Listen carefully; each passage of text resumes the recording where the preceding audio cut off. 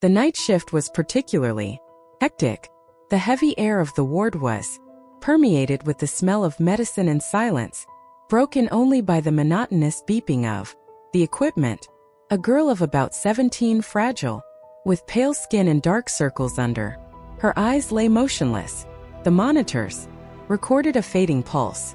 She is the only daughter of business magnate Maltsev, a man on whom much depended in this hospital: sponsorship, political protection, status.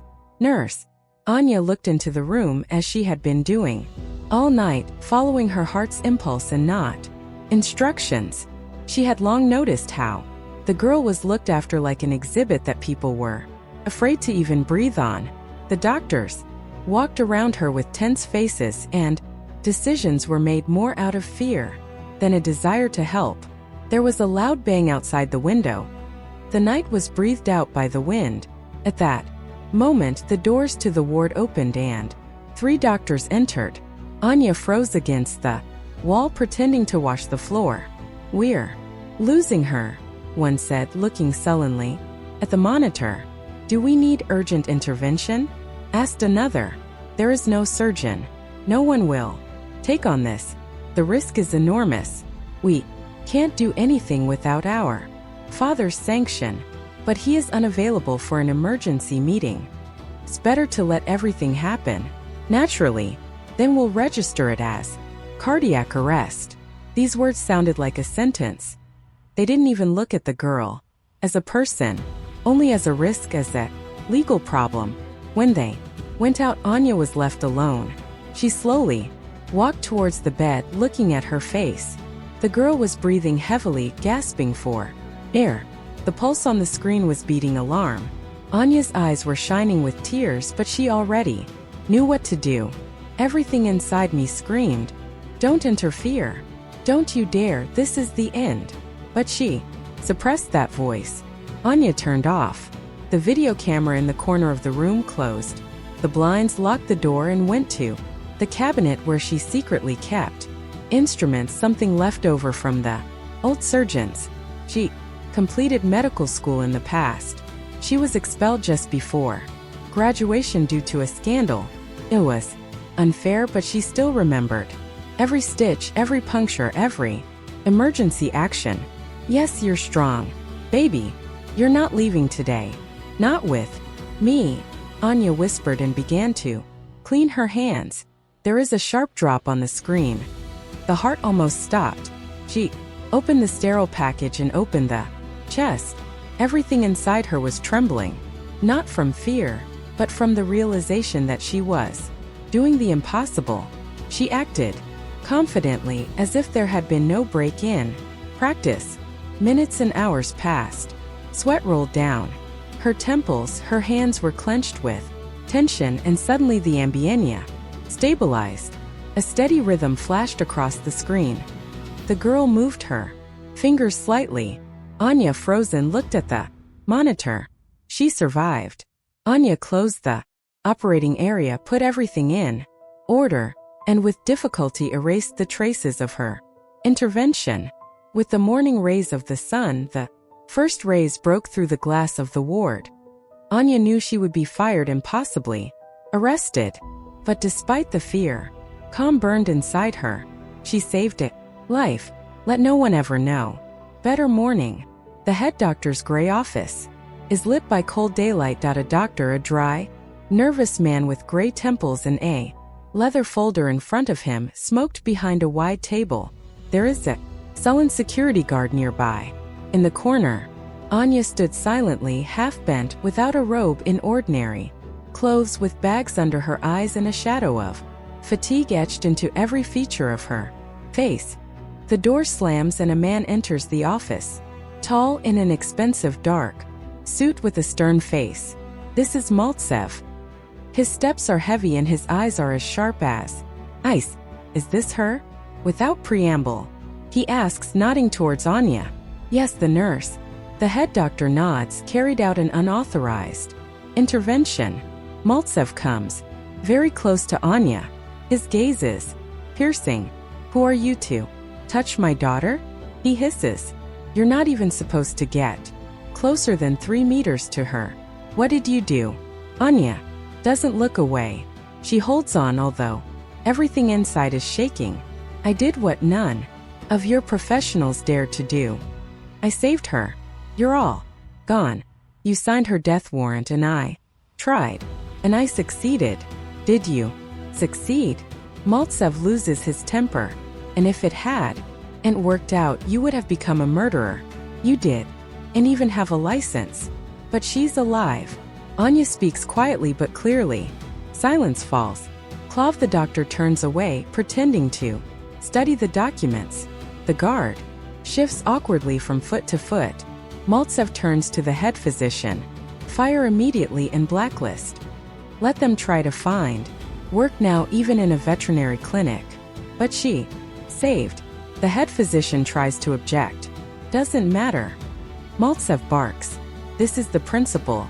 This is power. If I don't put her in her place now, tomorrow the cook will be operating in my house.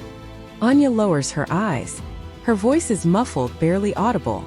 I wasn't thinking about a career. I just didn't want to watch the child die. Even if she is the daughter of someone who considers himself above the law. Maltsev freezes for a moment. His fingers clench into a fist, but he says nothing, only turns towards the exit. Anya picks up a plastic bag with her things.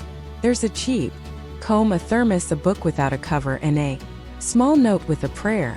She goes out into the corridor. People don't look her in the some quickly turn their backs, others pretend not to notice. She stops at the hospital steps. The air is cool and fresh. The sun is blindingly bright. Everything inside her felt empty, but one thought warms my heart. The girl is alive. And maybe that's all that really matters. Less than a day has passed.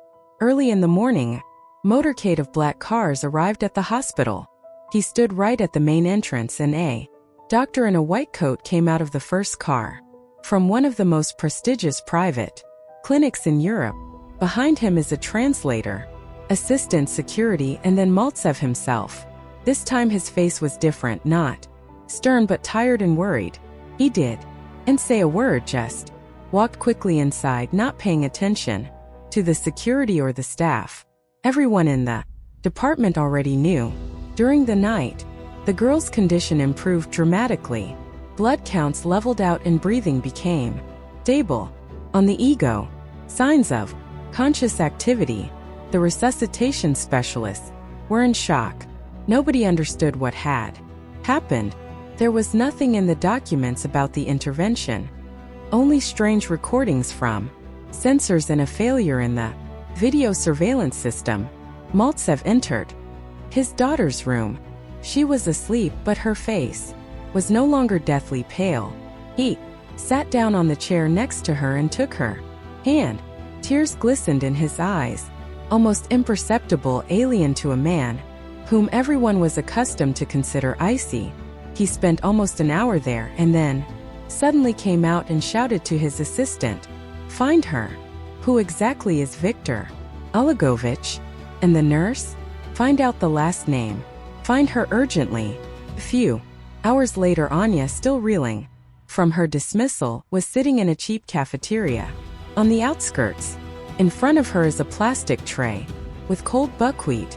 The phone is turned off. The battery has long been dead.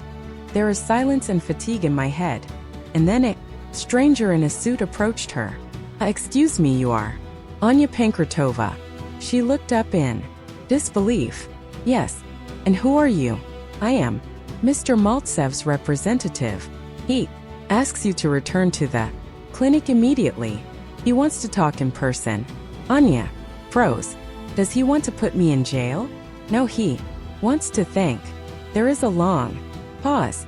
"Smat and offer you a job in his personal medical group under a real license and with the opportunity to finish your studies if you want." Anya looks at the man in the suit slowly, puts away the spoon. There is anxiety in my chest, surprise mixed with hope. She doesn't know what to say. Only one thing is spinning in my head: the girl is alive. And perhaps now she has a chance to 2 months have passed. A small private clinic in the Moscow region, surrounded by pine trees, looked like something between a medical center and a cozy sanatorium. Here everything was different. Not hospital corridors with peeling tiles, but spacious, bright halls, a calming smell of chlorine, but the aroma of coffee and fresh flowers. In one of the rooms, filled with soft light and the muted sounds of music, sat a girl. She was no longer that fragile shadow between life and death. The cheeks turned bright red. A spark appeared in his eyes.